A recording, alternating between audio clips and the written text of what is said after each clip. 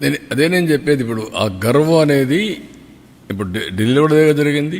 ఇలాంటి మోడీలు ఎంతమంది వచ్చా నన్ను ఓడించలేరన్నారు కదా, ఏమైంది? అందుకే నేనేమంటానంటే హంబుల్నెస్, ఆ పద్ధతి. ఇప్పుడు అలాంటి వాళ్ళతో రాజకీయం చేయాల్సి వచ్చిన బాధ ఉంటుంది నాకు.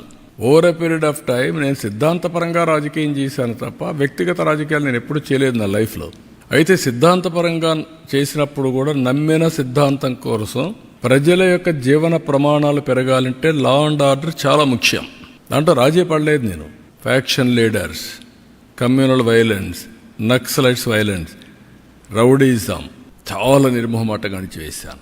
ఇటీవల కాలంలో ఏమైంది? ఎక్కడ చూసిన డ్రగ్స్, గంజాయి.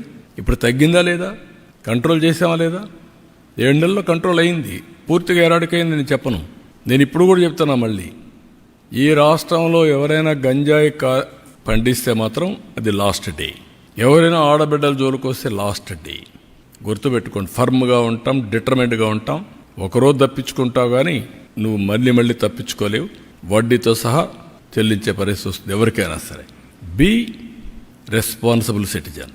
నీ పని నువ్వు చెయ్యి. నువ్వు ఈ రాష్ట్రంలో అందరి మాదిరిగా గౌరవంగా బ్రతకడానికి మీరు గౌరవంగా బ్రతకండి, అందరినీ గౌరవంగా బ్రతకనియండి. ఇష్టానుసారంగా చేస్తే ఎక్కడ ఇనే పరిస్థితిలో ఉండదు. అట్లని చెప్పి రాజకీయ ముసుగులో నేరస్తులు చేరి ఇష్టానుసారంగా చేస్తే కూడా డెఫినెట్గా కట్టడి చేస్తాం. అది చేయకపోతే కూడా తప్పే అవుతుంది. మేము చేస్తాం, మీరు ఏమన్నా చేయండి. ఇష్టానుసారంగా మాట్లాడడం, నోరు బారేసుకోవడం, ఓకే, మీరు నోరు బారేసుకుని నేను పారేసుకో, అది ఎప్పుడు నా జీవితంలో లేదు. బట్ యాక్షన్ మాత్రం డిటర్మెంట్గా ఉంటుంది, ఫర్మ్గా ఉంటుంది. ఈరోజు పరిస్థితి ఏమిటి? ఎందుకు వీళ్ళంతా అధికారంలో ఉన్నారు అని అంటే వీళ్ళకే తెలియదు ఎందుకు అధికారంలో ఉన్నారని. ఒకే ఒక కారణం వీళ్ళంతా అధికారంలో ఉండడానికి, అది దోచుకోవడం, దోచుకున్నది పంచుకొని తినుకోవడం. ఇది తప్ప ఇంకేమైనా కనిపిస్తూ ఉందా? ఈరోజు లిక్కర్ స్కామ్, మద్యం స్కామ్, ఇసుక స్కామ్. ఈరోజు నియోజకవర్గంలో ఏమి జరగాలన్నా, మైనింగ్ జరగాలన్నా, నియోజకవర్గంలో ఫ్యాక్టరీ నడపాలన్నా, ఈరోజు ఏది జరగాలన్నా ఎమ్మెల్యేకి ఆయనకింత ఇవ్వాలా, ఎమ్మెల్యే చంద్రబాబు నాయుడు గారికి ఇంత ఇవ్వాలా. ప్రతి విషయంలోనూ స్కామ్. నియోజకవర్గంలో యథేచ్ఛగా మన కళ్ళ ముందటనే పేకాట క్లబ్బులు జరుగుతూ ఉన్నాయి. యథేచ్ఛగా ఇవన్నీ జరుగుతూ ఉన్నాయి మన కళ్ళ ఎదుట. ప్రశ్నించే స్వరం ఎవరైనా ప్రశ్నిస్తే ప్రశ్నిస్తారేమో అని, ప్రశ్నించకూడదు అని ఏకంగా చిన్నపిల్లలను కూడా చూడుకోకుండా వాళ్ళందరినీ సోషల్ మీడియా కింద 111 సెక్షన్ పెట్టి, అంటే ఆర్గనైజ్డ్ క్రైమ్ అంట.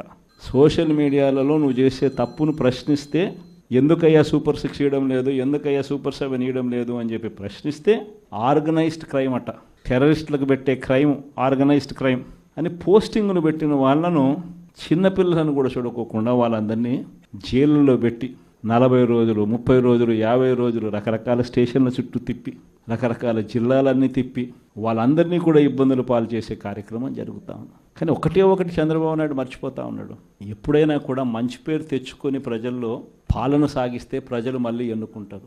కానీ ఈ మాదిరిగా పదవిని దుర్వినియోగం చేసి ఈ మాదిరిగా చేయడం మొదలు పెడితే ఇదే చంద్రబాబు నాయుడు గారికి వైఎస్ఆర్ కాంగ్రెస్ పార్టీకి చెందిన ప్రతి కార్యకర్త తరపున చెప్తా ఉన్నా, నెక్స్ట్ వచ్చేది వైఎస్ఆర్సీపీ 2, జగన్ 2 పాలన వస్తుంది.